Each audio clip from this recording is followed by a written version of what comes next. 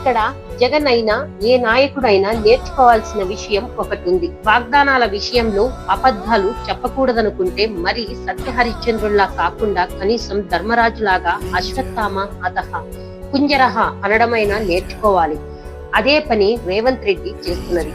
ముందు వాగ్దానాలన్నీ గట్టిగా చెప్పేయడం, గెలిచిన తర్వాత కండిషన్స్ అప్లై అని చెప్పి కొందరికే పంచడం, అది ప్రస్తుత రాజకీయాల్లో లేటెస్ట్ డెవలప్మెంట్. ఇక మరొక విషయం, జగన్ ఎంతసేపు నా బీసీలు, నా ఎస్సీలు, నా ఎస్టీలు అని పదే పదే చెప్పడం వల్ల తక్కిన కులాల వాళ్ళంతా మానసికంగా జగన్ కి దూరం జరుగుతూ వెళ్ళినట్టయింది. అధిక సంఖ్యలో బ్రాహ్మణులు, వైశ్యులు, క్షత్రియులు, కమ్మలు, కాపులు మాత్రమే కాకుండా రెడ్డి సామాజిక వర్గం వారు కూడా జగన్ ని ఎమోషనల్ గా తీసుకోలేదు. ఇది ముమ్మాటికి నిజం.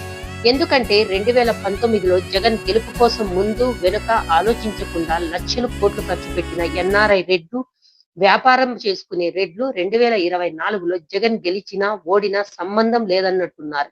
దానికి కారణం వాళ్ళకి కనీసం అపాయింట్మెంట్ ఇచ్చి ఫోటో దిగే అవకాశం కూడా కలగలేదట. ఈ కోవలో సోషల్ మీడియా యోధులు కూడా ఉన్నారు.